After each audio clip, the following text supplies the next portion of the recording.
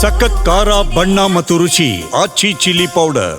ಜನಾರ್ದನ್ ರೆಡ್ಡಿ ಒಬ್ಬ ದರೋಡೆಕೋರ, ಲೂಟಿಕೋರ. ಈ ಬಾರಿಯ ಚುನಾವಣೆಯಲ್ಲಿ ಜನಾರ್ದನ್ ರೆಡ್ಡಿ ಸೋಲ್ತಾನೆ ಅಂತ ವಿಜಯಪುರದಲ್ಲಿ ಸಚಿವ ಎಂಬಿ ಪಾಟೀಲ್ ಹೇಳಿಕೆ ಕೊಟ್ಟಿದ್ದಾರೆ. ಗಂಗಾವತಿಯ ಶಾಸಕರಾಗಿರುವ ಜನಾರ್ದನ್ ರೆಡ್ಡಿ ಮುಂದಿನ ಚುನಾವಣೆಯಲ್ಲಿ ಸೋಲ್ತಾನೆ, ದರೋಡೆಕೋರ, ಲೂಟಿಕೋರ ಅಂತ ಸಚಿವ ಎಂಬಿ ಪಾಟೀಲ್ ವಿಜಯಪುರದಲ್ಲಿ ಕೊಟ್ಟಿರೋ ಹೇಳಿಕೆ ಇದು. ರಾಜ್ಯದ ಸಂಪತ್ತನ್ನು ಲೂಟಿ ಹೊಡೆದಿದ್ದಾನೆ, ಅದಕ್ಕಾಗಿ ದೇವಸ್ಥಾನ ಕೂಡ ಕಿತ್ತು ಹಾಕಿದ್ರು, ಅದರ ಶಾಪ ಅವರಿಗೆ ತಟ್ಟಿದೆ.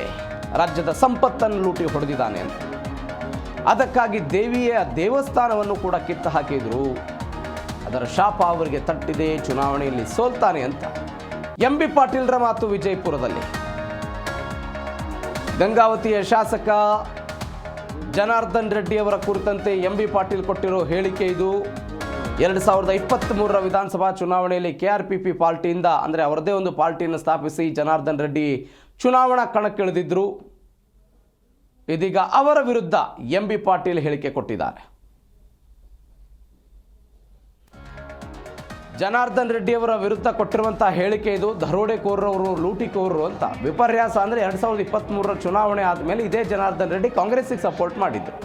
ಆಮೇಲೆ ನಾನಾ ಕಾರಣಗಳಾಯಿತು, ಅವರು BJPಗೆ ಬಂದಿದ್ದಿದೆ. ರಾಜ್ಯಸಭಾ ಚುನಾವಣೆಯಲ್ಲೂ ಕೂಡ ಕಾಂಗ್ರೆಸ್ ಪರವಾಗಿ ಓಟ್ ಹಾಕಿದ್ರು. ಅವರು ರಾಜ್ಯಸಭಾ ಚುನಾವಣೆಯಲ್ಲಿ ಕಾಂಗ್ರೆಸ್ ಪರವಾಗಿ ಓಟ್ ಹಾಕಿದ್ರು. ಅದಾದ ನಂತರ BJPಯವರು ವಾಪಸ್ ಕರೆದು ಬಂದಿದ್ದಾರೆ.